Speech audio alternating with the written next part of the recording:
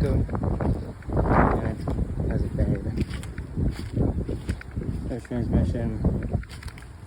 Other cars, exhaust pipe, transfer case, cross member, and drag lines.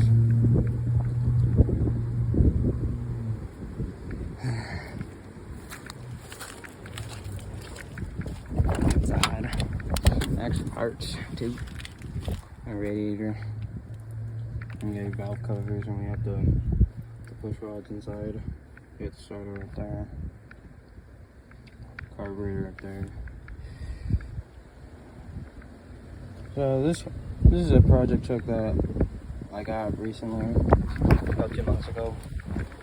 It might take 2 years for it to get finished. The engine's in my garage on a stand, but look at all that room for opportunities.